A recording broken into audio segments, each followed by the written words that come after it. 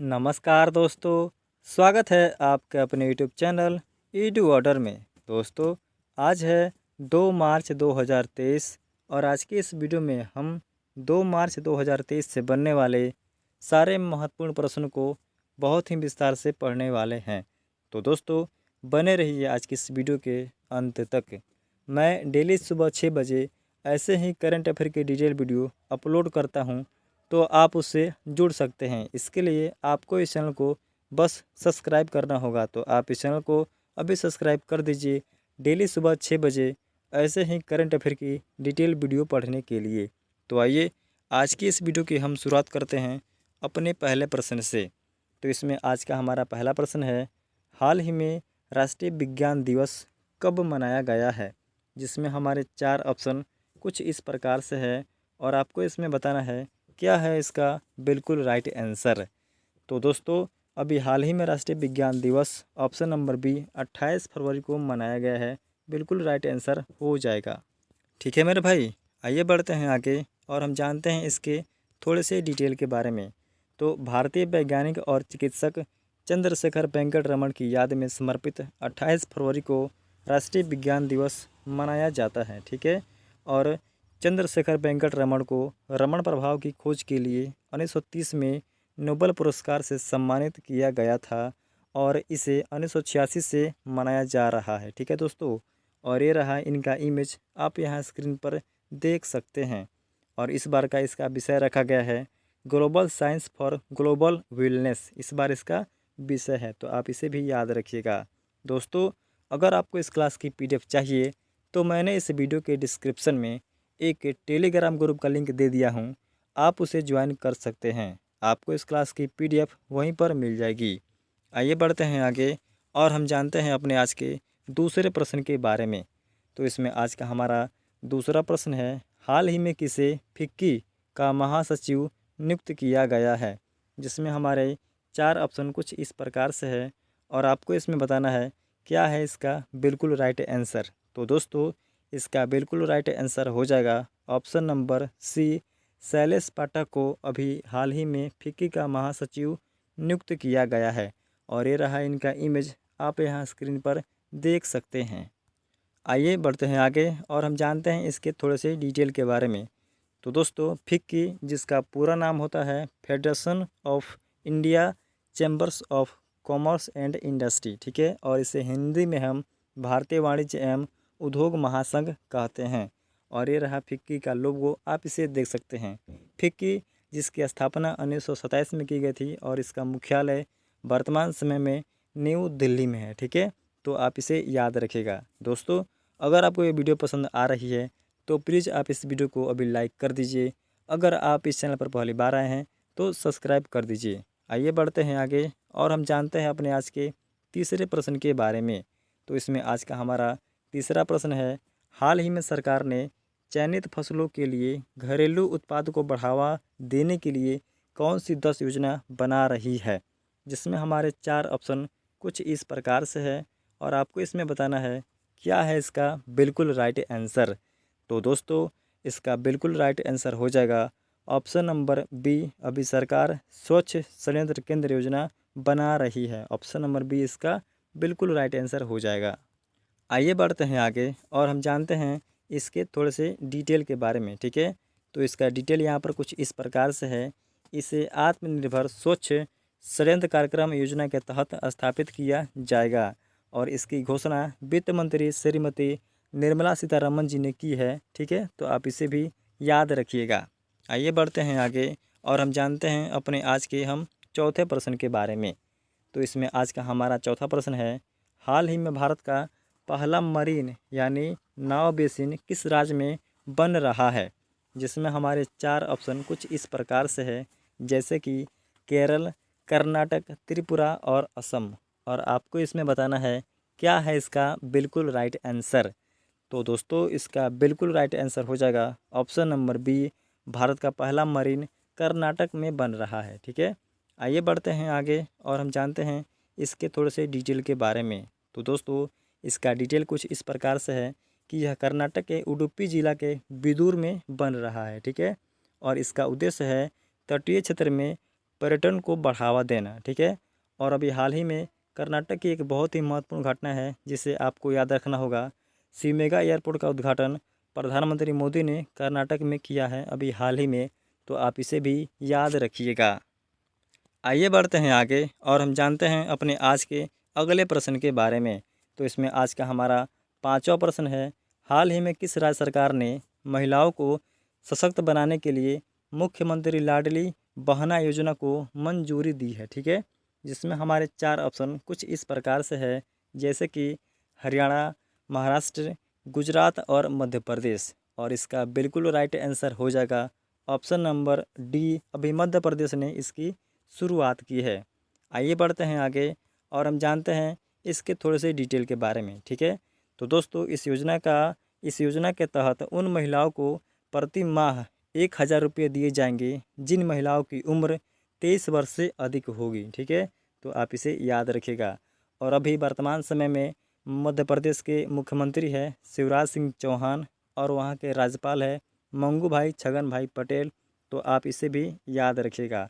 और अभी मध्य प्रदेश की एक बहुत ही महत्वपूर्ण घटना है जिसे आपको याद रखना होगा कि 13वीं हॉकी इंडिया सीनियर महिला राष्ट्रीय चैंपियनशिप मध्य प्रदेश ने जीता है, ठीक है। और इसमें महाराष्ट्र को हराया है, ठीक है। तो आप इसे भी याद रखिएगा। आइए बढ़ते हैं आगे और हम जानते हैं हम अपने आज के अगले प्रश्न के बारे में। तो इसमें आज का हमारा 6वां प्रश्न है, हाल ही में राष्ट्रीय पर्यटन दिवस का 4था संस्करण कब मनाया गया है। जिसमें हमारे 4 ऑप्शन कुछ इस प्रकार से है और आपको इसमें बताना है क्या है इसका बिल्कुल राइट आंसर। उससे पहले दोस्तों, अगर आपको ये वीडियो पसंद आ रही है तो प्लीज़ आप इस वीडियो को अभी लाइक कर दीजिए। अगर आप इस चैनल पर पहली बार आए हैं तो सब्सक्राइब कर दीजिए। तो आपको इसमें बताना है क्या है इसका बिल्कुल राइट आंसर। तो दोस्तों, अभी हाल ही में राष्ट्रीय पर्यटन दिवस का 4था संस्करण 27 फरवरी को मनाया गया है। ऑप्शन नंबर डी इसका बिल्कुल राइट आंसर हो जाएगा।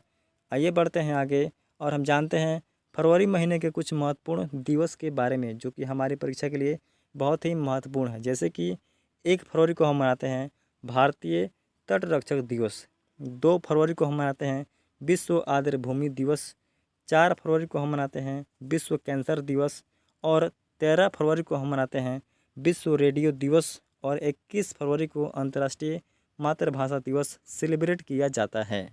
तो आप फरवरी महीने के इन सारे महत्वपूर्ण दिवसों को याद रखिएगा, ठीक है। आइए बढ़ते हैं आगे और हम जानते हैं अपने आज के 7वें प्रश्न के बारे में।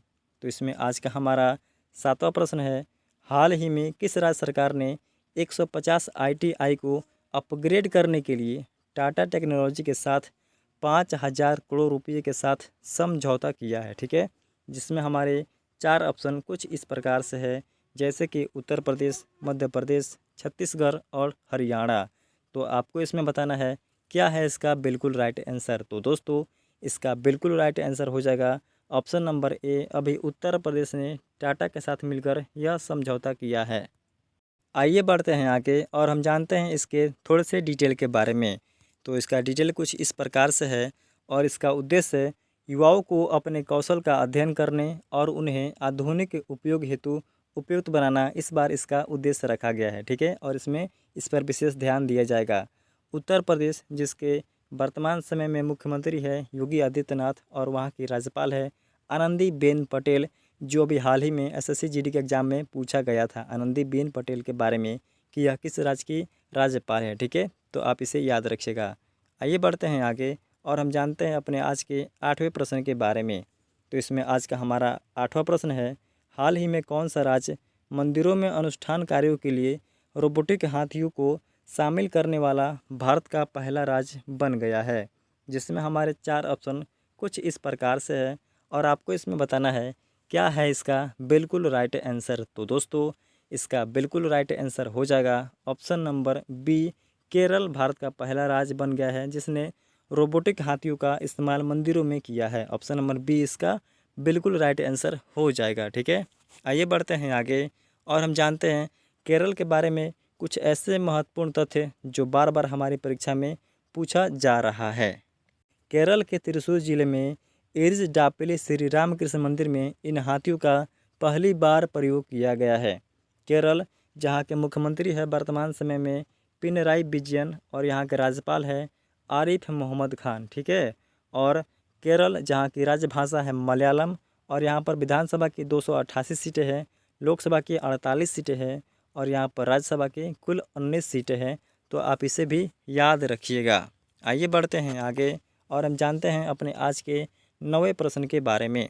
तो इसमें आज का हमारा 9वां प्रश्न है, हाल ही में पूर्वोत्तर भारत का पहला समर्पित बायोगैस संयंत्र किस राज्य में स्थापित किया गया है। जिसमें हमारे 4 ऑप्शन कुछ इस प्रकार से है, जैसे कि मेघालय, त्रिपुरा, अरुणाचल प्रदेश और असम। तो आपको इसमें बताना है क्या है इसका बिल्कुल राइट आंसर। तो दोस्तों इसका बिल्कुल राइट आंसर हो जाएगा ऑप्शन नंबर डी, इसे असम में अभी स्थापित किया गया है। ऑप्शन नंबर डी इसका बिल्कुल राइट आंसर हो जाएगा, ठीक है। आइए बढ़ते हैं आगे और हम जानते हैं असम के बारे में कुछ महत्वपूर्ण तथ्य। असम जहाँ के वर्तमान समय में मुख्यमंत्री है हेमंत बिस्वा शर्मा और वहाँ के राज्यपाल है गुलाब चंद कटारिया, जिनकी नियुक्ति अभी हाल ही में हुई है और यह हमारी परीक्षा के लिए बहुत ही महत्वपूर्ण है, ठीक है।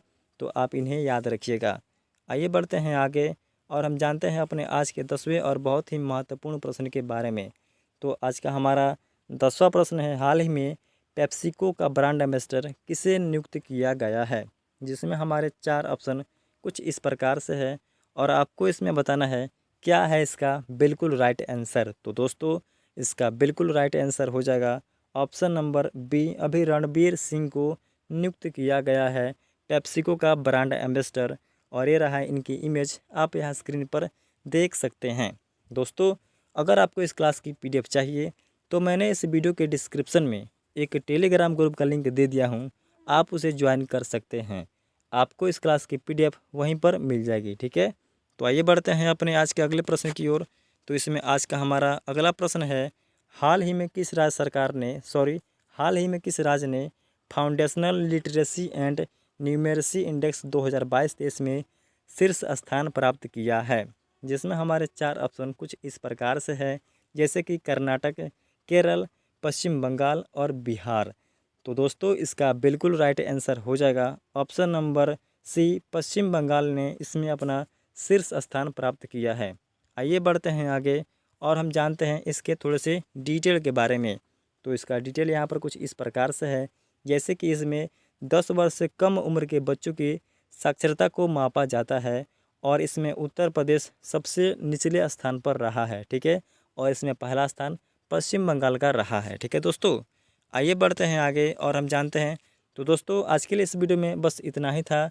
वीडियो कैसा लगा नीचे कमेंट करके ज़रूर बताइए और ऐसे ही डेली सुबह 6 बजे करंट अफेयर की डिटेल वीडियो पढ़ने के लिए आप इस चैनल को अभी सब्सक्राइब कर सकते हैं और PDF के लिए नीचे दिया हुआ गया है लिंक टेलीग्राम का, आप उसे ज्वाइन कर सकते हैं।